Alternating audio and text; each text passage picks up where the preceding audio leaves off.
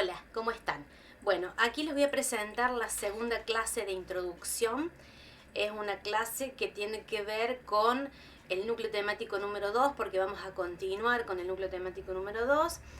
Y bueno, recuerden, como siempre les digo en cada clase, primero revisen las diapositivas, miren las diapositivas, presten atención a la explicación, que es muy pedagógica, y después se van al cuadernillo. ¿Por qué? Porque en el cuadernillo obviamente hay material complementario, hay mucha más información que la que yo les paso en las diapositivas. Pero lo importante de esto es que ustedes comprendan primeramente la explicación de la clase que les doy y luego se van al material teórico del cuadernillo para luego quedar comunicadas a través de WhatsApp.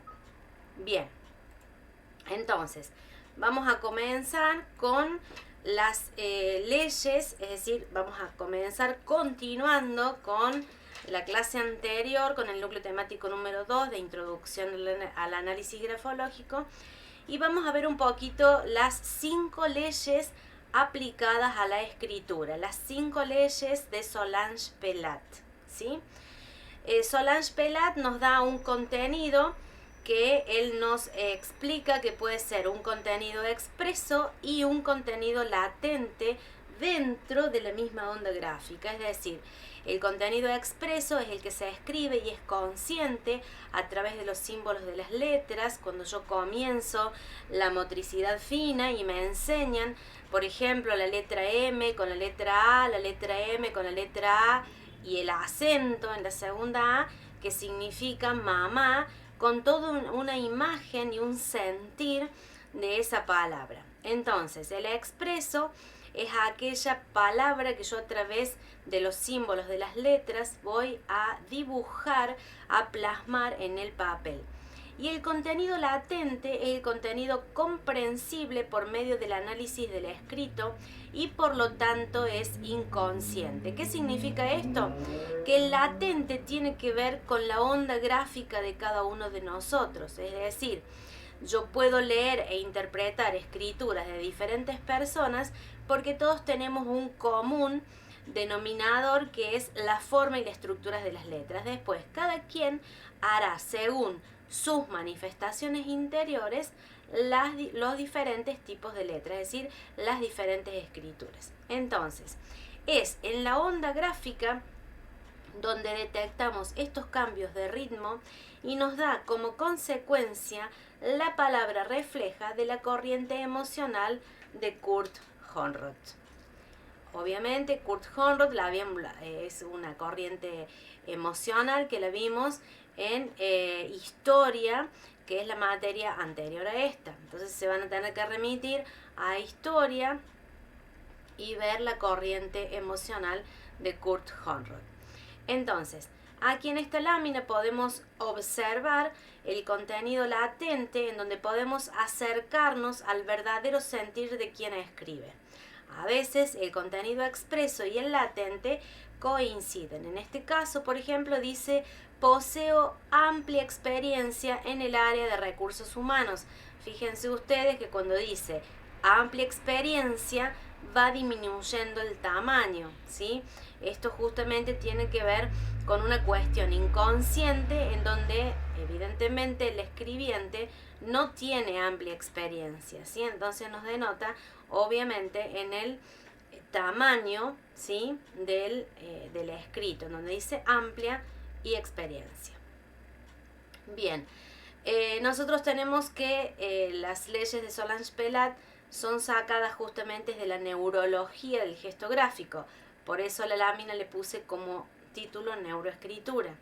El gesto gráfico está bajo la influencia directa del cerebro y su forma no es modificada por el órgano que escribe, que puede ser la mano, izquierda o derecha, la boca, los pies, etc. Y si éste se haya suficientemente adaptado a la función de escribir. Es decir, que cuando yo plasmo la escritura, no es la mano quien escribe, sino es el cerebro a través del órgano escritor. ¿Sí? Esta es una de las leyes y es uno de los, una de las frases del estudio, ¿sí? de Solange Pelat. Vamos a la primera ley. Primera ley nos la dio el maestro Crépy-Ullema en el año 1930 y dice: ninguna escritura es idéntica a la otra, ¿sí? Cada individuo posee una escritura característica que se diferencia de las demás y que es posible reconocer. Por eso se dice que la escritura es como la huella digital, única e irrepetible en cada uno de nosotros. Bien, la segunda ley dice: la ley del impulso cerebral. Es irrelevante la parte del cuerpo que usemos para escribir, con el debido entrenamiento de la mano, pie, boca, etc. Lograremos realizar una escritura similar, ya que las instrucciones de cómo imprimir los signos gráficos en el papel provienen del cerebro y los nervios, por lo que se distribuyen de igual manera por todo el cuerpo, ¿sí? Por lo tanto, las características de la escritura no dependen de la parte del cuerpo, como se puede creer en un principio, pero sí del sistema nervioso central. Aquí les puse un libro, Las leyes de la escritura, de Solange Pelat, en donde obviamente luego fue plasmado en todas esas leyes en la escritura y traducido al español por Javier López Contreras, ¿sí? Esta segunda ley tiene que ver con el gesto gráfico que estuvimos viendo en la diapositiva anterior. Fíjense ustedes que este es un niño de 6 años en sus primeros trazos, cuando comienza la escuela, su primer grado. Para lograr una escritura organizada se necesita entrenamiento y para ello el desarrollo grafoescritural comienza a los 6 años y es difícil que un niño logre la organización si no se entrena debidamente. Y otros elementos a tener en cuenta son los soportes, es decir, el cuaderno, el lápiz y nuestro cuerpo, debidamente seleccionados, como lo son en el caso de la escritura de papel, el bolígrafo adecuado, y hay que tener en cuenta cuando el niño comienza a escribir la postura, ¿sí? Ya que vemos que una postura, por ejemplo, demasiado agachada va a traer problemas de columna, va a traer problemas de espalda, va a traer, digamos, un sofocamiento al escribir, un cansancio extra, ¿sí?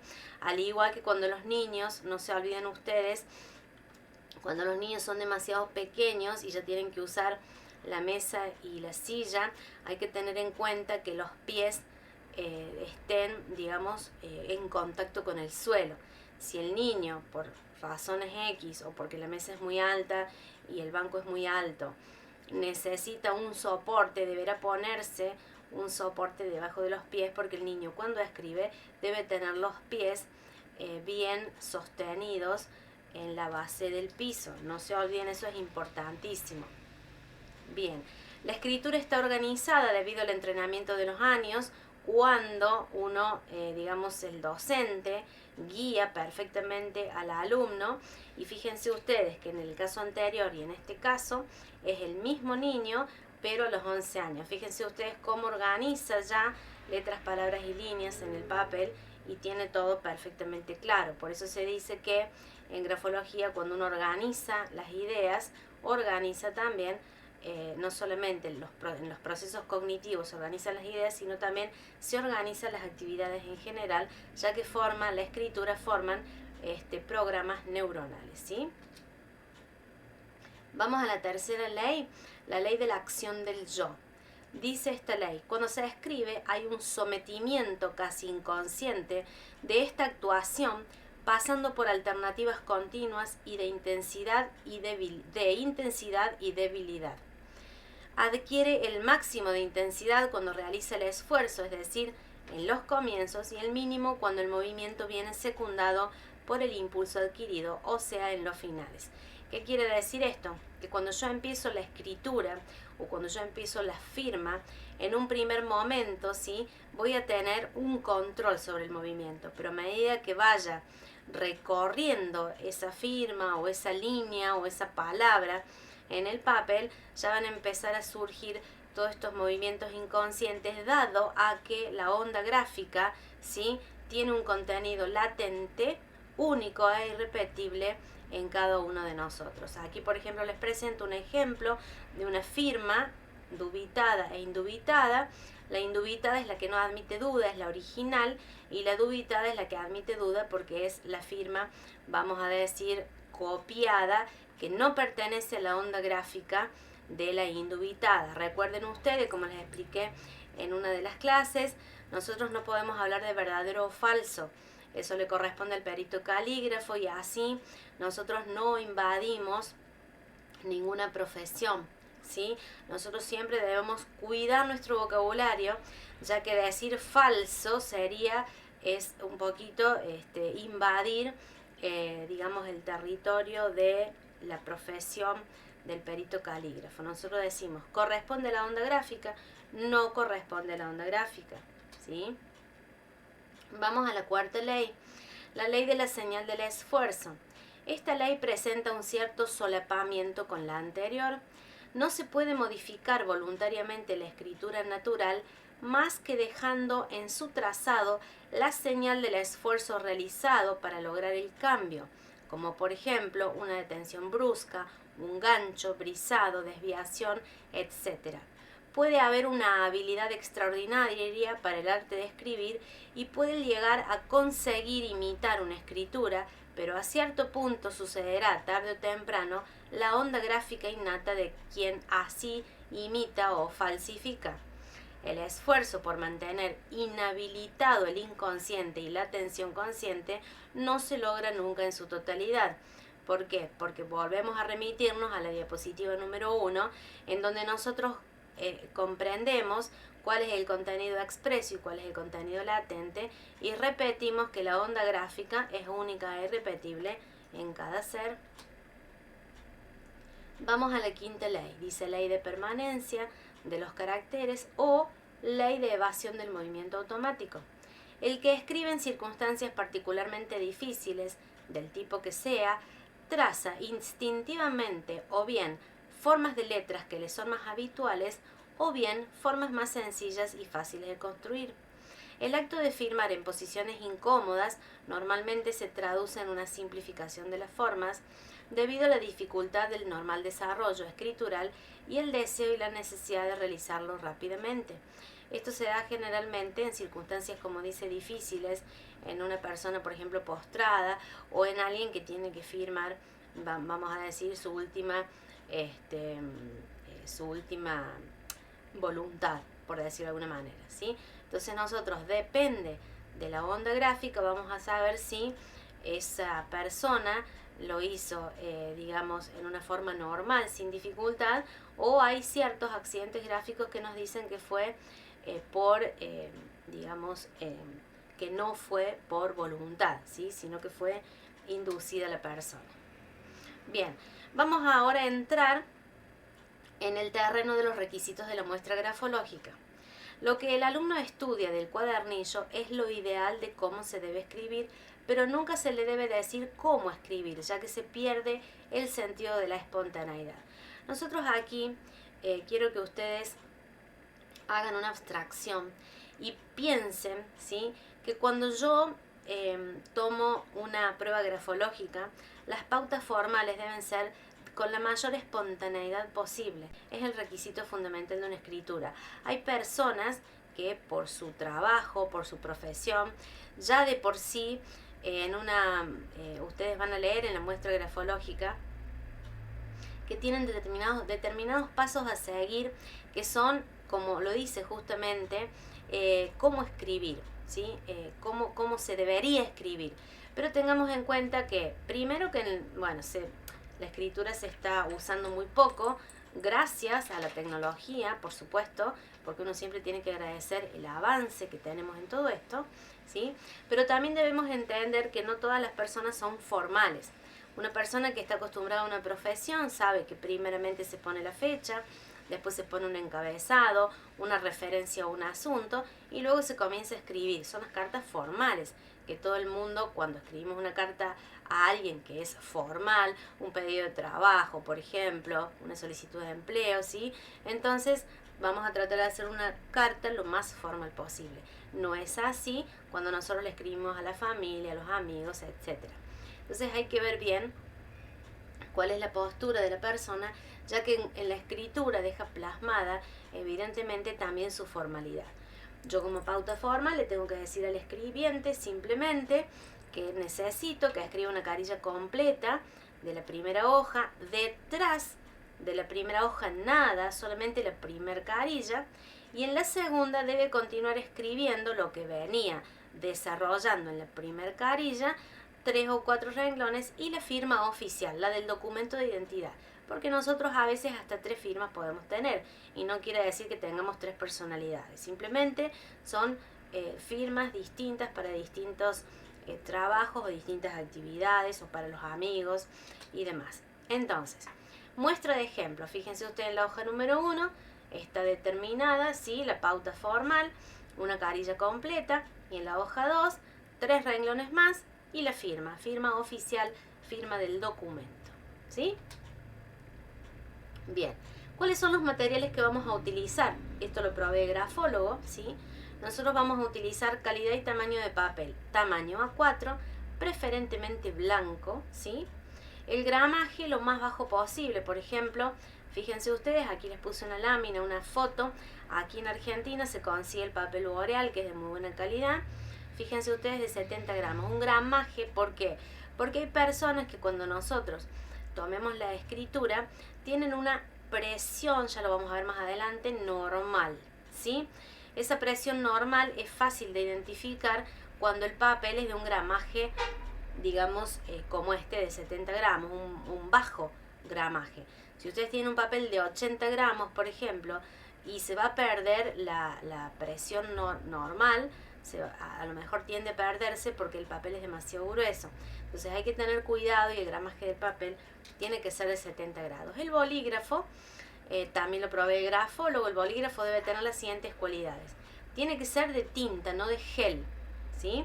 Dice de tinta, nosotros tenemos acá, por ejemplo, lapicera Faber-Castell o la lapicera Bic, pero no de gel, sino de tinta, ¿sí? Controlar que la tinta no esté vieja o seca y que la punta bolita esté en perfectas condiciones para que la tinta fluya junto al compás de la mano, ¿sí? El trazo puede ser fino o grueso. El color es elección, nosotros podemos poner varias gamas de colores para que el escribiente elija, ¿sí? Y otro paso a tener en cuenta, voy a volver a la diapositiva anterior, es que cuando yo le dé la hoja a la persona, debajo de la hoja voy a poner unas 4 o 5 hojitas más, ¿sí? ¿Por qué? Porque yo necesito que el escribiente, cuando vaya a ir escribiendo, valga la redundancia, ¿sí? Con el bolígrafo, debajo vamos a suponer que es tenga una base rugosa o la base de la mesa tenga alguna imperfección. Si yo no le pongo, por ejemplo, 5 o 6 hojitas más debajo, va a haber un accidente de lapicera que va a ser debido a que la mesa, por ejemplo, tiene rugosidades o tiene algún tipo de, digamos, de base, ¿sí? En donde es, digamos, o puede ser rígido también, un escritorio muy duro, en donde hay un vidrio también, entonces va a hacer que esa lapicera a veces se frene en el compás del escribir, entonces hay que poner debajo unas 4 o 5 mínimo, 4 o 5 hojitas más, ¿sí? Entonces, seguimos. Esquema básico del grafoanálisis. Ahora vamos a entrar al esquema básico de cómo voy a hacer yo para realizar el estudio grafológico, ¿sí? Primeramente voy a contar con el perfil del escribiente, es decir, una visión gestáltica. Vamos a tratar de observar las características que predominan a simple vista. Acá, por ejemplo, podemos ver que la escritura está muy bien en sus márgenes, ¿sí? Hay un buen trabajado de márgenes, hay un punto y aparte grafológico, ¿sí? Hay párrafos, hay sangrías, hay una fecha, hay un encabezamiento, ¿sí? Entonces todas esas cosas, la letra es de tipo legible, es clara, es limpia, es ordenada, es organizada, con lo cual tenemos unas ciertas características ya en la visión gestáltica como para empezar a trabajar con lo que yo estoy viendo, que son cualidades innatas de la persona que ha escrito, ¿sí? ¿Cuál es el método de la Gestalt? Fíjense ustedes, la teoría de la Gestalt viene con la teoría de la forma o contorno. Van a leer el cuadernillo de historia, páginas 40-41, y de los 15 principios leer los puntos 2, 4, 6, 7 y 8. ¿Sí? Nosotros vemos en el cuadernillo de introducción, vamos a introducirnos un poquito a la historia de la escuela moretiana, ¿sí? Del padre Moretti, donde distingue 3 tipos de signos gráficos. Los sustanciales, esto que yo les estoy planteando acá, esta diapositiva tiene que ver con los 15 principios de Crepiux, ¿sí? Y con el cuadernillo de historia de las páginas 40 y 41. Entonces, ustedes se remiten a esto y es exactamente lo mismo, ¿sí? Que la escuela moretiana. Entonces, para que ustedes comprendan mejor, ¿sí? Porque yo les doy la bibliografía y porque la tienen que saber, ¿sí? Entonces tenemos, continuando, signos sustanciales son los signos portantes de la personalidad que imprime el temperamento, carácter e inteligencia, ¿sí? Sustanciales son los signos de sustancia, como ustedes pueden ver, los elementales, los básicos, la gestáltica pura. Los modificantes gravitan alrededor de los sustanciales, dándole fuerza, debilitándolo. Esto tiene que ver con aquellas palabras que nosotros en grafología llamamos subrayadas, que pueden ser palabras, por eso dice dándole fuerza o debilitándolo. Puede ser con más carga de tinta, con mayor dimensión, por ejemplo, que tiene que ver con, la corriente emocional de Kurt Honroth, cuando una palabra refleja, una letra refleja, ¿sí? Y los accidentales, como su palabra lo dice, son aquellos reveladores de la modalidad expresiva, verdaderamente el accidente, ¿no? Aquel que tenga, por ejemplo, un cambio de tamaño, de dirección, de dimensión, de inclinación. Bueno, y es lo que vamos a ver. Por eso, si yo me remito a los 15 principios de Crepiux, leer los puntos 2, 4, 6, 7 y 8, voy a comprender perfectamente lo que la escuela moretiana me está planteando en esta diapositiva, ¿sí? Vemos. El método de la Gestalt, el término Gestalt, proviene del alemán y fue introducido por primera vez por Christian von Enrefres. No tiene una traducción única, aunque se lo entiende generalmente como forma, totalidad o configuración. El todo es más que la suma de las partes. Fíjense ustedes aquí un dibujo de una bicicleta, y fíjense ustedes cómo yo puedo entender que el todo es más que la suma de las partes, ¿sí?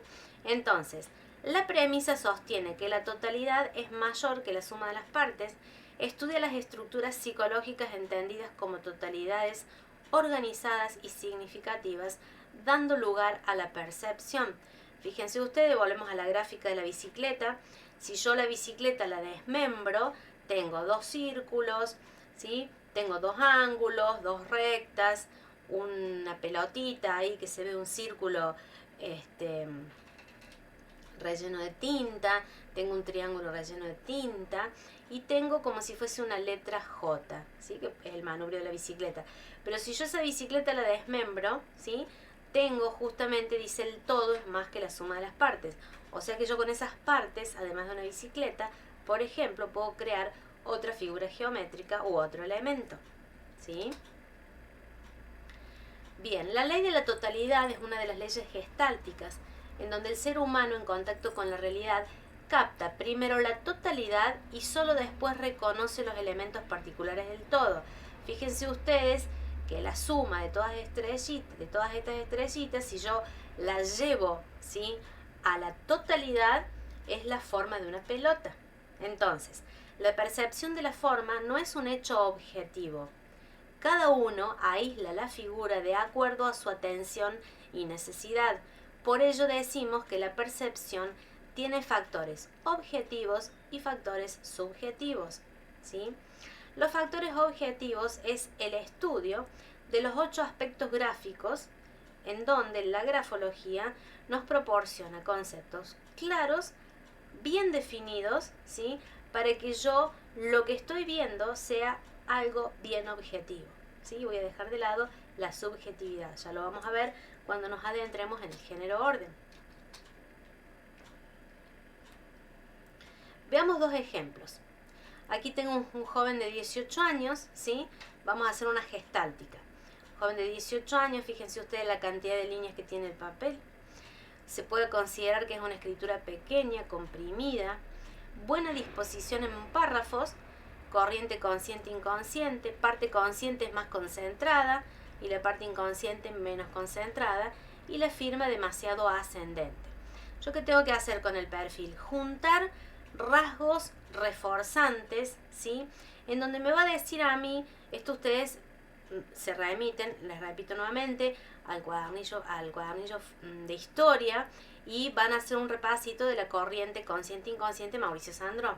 Entonces, yo tengo como perfil de esta escritura una reducción de las tendencias expansivas porque la letra es pequeña y comprimida. Es decir, que no deja libertad a ciertos impulsos debido a mecanismos de defensa como la desconfianza, la timidez y temores que impedirán su adaptación al entorno con facilidad y espontaneidad. Si bien hay un buen nivel cultural, hay una presencia de insatisfacción permanente con sus propios logros. Yo tengo esto que es el perfil de la escritura, y como dice Crepius-Yema, el perfil no lo es todo, pero va a influir en todo lo que yo vaya a estudiar a partir de ahora, porque esto que nosotros vemos es la visión gestáltica, ¿sí? No lo es todo, pero va a influir en todo, ¿sí? Y el ejemplo número 2 es una persona adulta de 54 años. La escritura es aireada, es legible, limpia. La forma de la escritura es pueril y la firma es muy ascendente, con lo cual hay buena vitalidad con actitud mental clara hacia sus objetivos, pero cuidado. Cuando yo digo que hay una actividad mental clara hacia sus objetivos, tengo en cuenta que sus objetivos van a estar según su pensamiento, que en este caso no es acorde a su edad biológica, ¿sí? Tenemos una mujer de 54 años, pero con una forma de adolescente es la letra, como si fuese un adolescente de secundario. Entonces, ¿qué me va a dar, digamos, como conclusión? Que hay una insatisfacción permanente con sus propios logros, al igual que la anterior. ¿Por qué? Porque si bien la escritura presenta estas características, pero la firma es demasiado ascendente. Por eso cuando nosotros hacemos grafoterapia y vemos este tipo de firma, tratamos de que la firma sea horizontal, que es el, digamos, módulo de la dirección de palabras y líneas en el aspecto dirección de palabras y líneas, que ya lo veremos en el módulo número 2. ¿Sí? Bien. Entonces, el esquema básico del grafoanálisis es primero la visión gestáltica, que ya tuvimos 2 ejemplos, y luego comenzamos con el orden, ¿sí? Que es el género gráfico, que nos indica la capacidad de organización y adaptación al contexto, a las normas y reglas de convivencia.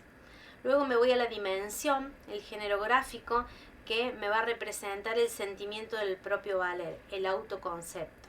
Luego me voy al género gráfico inclinación, que me va a dar como clasificación a la persona una necesidad de contacto con el otro, natural, espontánea o contenida. Luego vamos a ver el género gráfico forma, nos va a indicar el nivel cultural, los modales, intereses, preocupaciones del escribiente, y nos va a mostrar la expresión de su conducta, cómo se conduce, ¿sí? Dentro del género forma vamos a estudiar las letras reflejas, que según su estructura en el espacio gráfico evocan signos de la psique, indicadores de determinados estados físicos, mentales o emocionales. Vamos a tener en cuenta el simbolismo del espacio, nos vamos a remitir al cuadernillo de historia, el cuadernillo número 1, la materia número 1, en donde vamos a hacer referencia, vamos a ir a repasar un poquito el simbolismo del espacio con su zona superior, su zona media y su zona inferior, que en este caso la letra T no tiene zona inferior, tiene zona superior y zona media. Ahora fíjense ustedes, la letra T es una letra refleja que nos da cuenta de la capacidad volitiva del escribiente. Esto se estudia mucho cuando yo voy a hacer orientación vocacional o selección de personal. Voy a hacer una grilla con las clasificaciones de las letras T, teniendo en cuenta el perfil, ¿sí? En donde yo subo y busco las ideas, el pleno, bajo y pongo en acción lo que yo, digamos, tengo en mente, y en la barra de la T, que es lo más importante y lo que se estudia, es el diseño del proyecto en mi mente y analizar los recursos que tengo para concretar. entre el perfil y el pleno y cómo está ubicada la barra de la T, cuál es su forma, cuál es el largor de la barra, ¿sí? Y cuando la letra es cursiva voy a ir del yo al tú, son las relaciones interpersonales. Fíjense ustedes, una letra, todos los datos que a mí me está dando, por supuesto, en la carilla completa. Yo sí voy a trabajar con todas las letras T. Si tengo 10 letras T, voy a trabajar con las 10 letras T para poder sacar una conclusión, pero ya vengo trabajando el género orden, el género dimensión, inclinación, y ahora vamos al género, como acá lo estamos viendo, el género forma. Dentro del género forma destacamos los gestos tipos, que también tienen que ver con los pequeños gestos, el gesto fugitivo de la escuela moretiana, y tenemos diferentes gestos tipos. No me voy a detener aquí porque lo vamos a ver con mayor profundidad cuando estudiemos el género forma, pero tenemos gestos tipo. ¿Qué significa gesto tipo? Es la forma del movimiento que adquiere la escritura en algunos gestos o en la escritura general. Yo tengo varios gestos tipo. Tengo gestos tipo en forma de arco, en forma de bucle, ¿sí? Que es el pequeño buclecito que queda entre medio de las letras. Las guirnaldas, a veces en la M, en vez de hacer una M con arcos, como en el caso de arriba, una M al revés, y la forma que determina la grafología es guirnalda, ¿sí? Los espirales son aquellos, digamos, vueltitas que se dan a algunas letras, ¿sí? Fíjense ustedes la letra D, que adquiere varias connotaciones en la ligazón con la otra letra cuando es una letra cursiva, ¿sí? Fíjense ustedes, analicen cada letrita, el AMPA, el óvalo de la caligráfica, la D con el bucle en su AMPA, que sube y baja en forma de bucle, ¿sí? Y el bucle superior ligado a la letra siguiente.